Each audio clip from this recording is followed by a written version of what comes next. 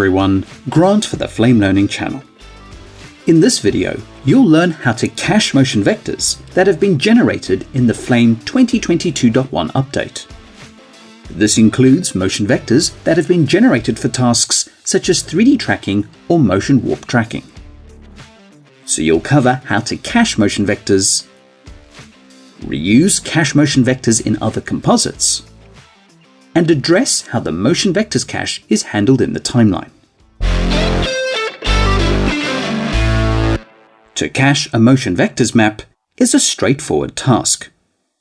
For example, here is an action composite in batch where you want to track a logo onto a background plate. Now there are plenty of techniques to do this, but I'll apply the motion vectors to the surface and use a projector to perform the motion warp tracking. So select the background in the media list and action schematic. Apply a motion vectors map with either the context menu or the action node bin.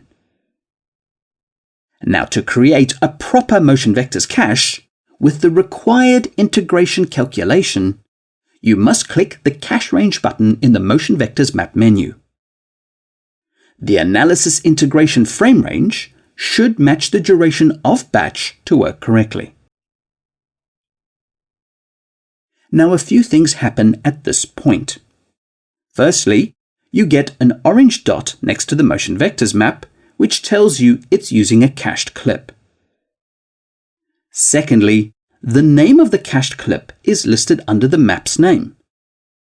The standard formatting is the name of the parent node, followed by the name of the motion vectors map.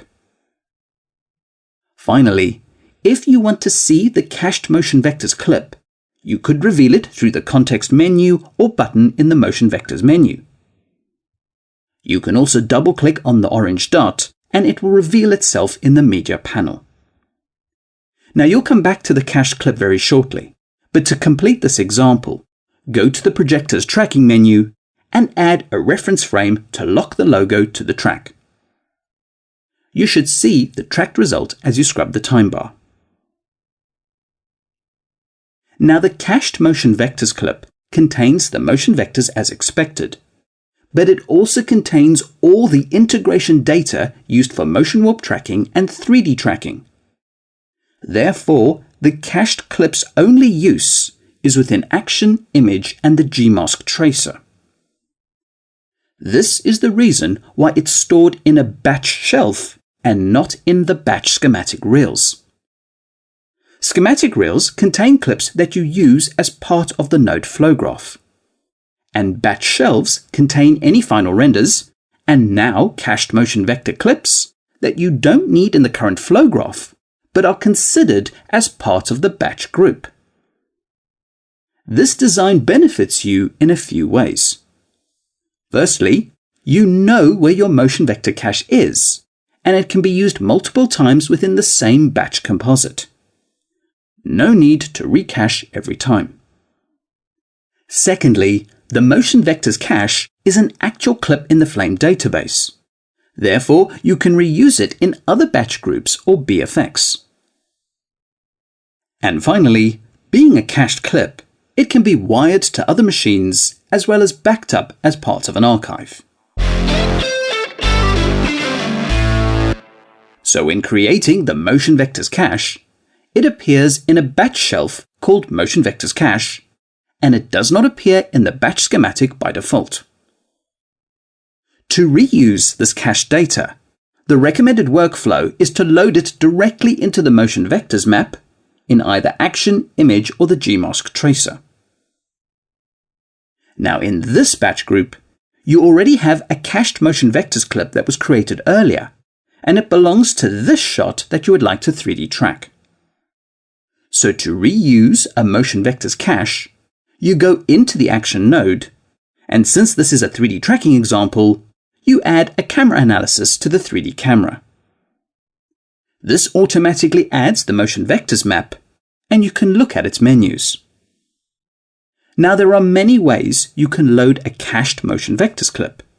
You have the contextual menus, the button in the menu, or you can simply drag and drop the clip from the media panel.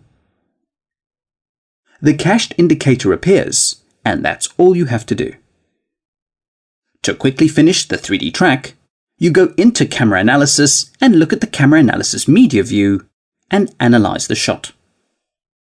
This should be incredibly fast using the Cache Motion Vectors clip. You'd now choose your points, create a Scene Tracker axis, and integrate your objects into the 3D tracked composite. So this is using a cached motion vectors clip that is already in the current batch group. But what if it was coming from somewhere else? Let's look at another example of loading a motion vectors cache from outside the current batch group. Here you have the first composite without the motion vectors map. So to perform the motion warp tracking, you add a motion vectors map to the surface object. To load a motion vectors cache from outside of the current batch group, you can use the same operations as before. Drag and drop, contextual menu, or click the load button. Using the load function will display the media panel and reels view, and you can move around the workspace to find your cached motion vectors. You'll use the cached motion vectors from the other batch group, but it could have been copied or restored from somewhere else. There is the cached status, and the name of the cached motion vectors is under the map. However, in this scenario, the cached motion vectors clip is being referenced to another batch group. Looking at the batch shelf, you only see the motion vectors cache of the 3D tracked shot.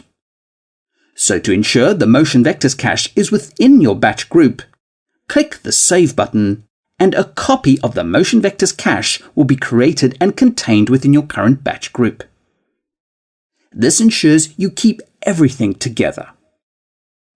Finally, it is very important to mention that if you load a cached motion vectors clip with a different start frame or duration, Flame will warn you of potential issues and make the appropriate suggestions to work with that cache. And in some cases, you might need to recreate the motion vectors cache for that shot. Now the workflow of using motion vectors cache in the sequence is the same as working in batch. The only key difference is that you don't have the batch shelf reels to store the cached clips. So the saving is slightly different. For example, if you go into a batch effects and are working with a motion vectors map, when you cache the motion vectors with the same menus, Flame creates a motion vectors cache library and saves everything there. The new reel is named after the sequence, followed by the segment name. The cached motion vectors clip is named after the parent node and motion vectors map. Even though this library is not part of the timeline, if you were to reveal the motion vectors cache in the media panel, Flame will show and highlight the cached clip. So you don't lose functionality by working in the sequence. Finally, if you're using the motion vectors cache inside a timeline effects, such as image action or the Gmosc tracer timeline effects, the cached motion vectors is typically considered as part of the timeline effects metadata. This means it won't automatically create a cached motion vectors clip for this timeline effects. Everything with timeline effects is stored as part of a sequence save. But if you want a separate cached motion vectors clip, you must manually save the clip via the motion vectors map menu. This will also appear in the motion vectors cache library using the same naming conventions to identify the cached clip. Please subscribe to the Flame Learning channel and click the bell to be notified for future videos. Comments, feedback and suggestions are always welcome and appreciated. And thanks for watching.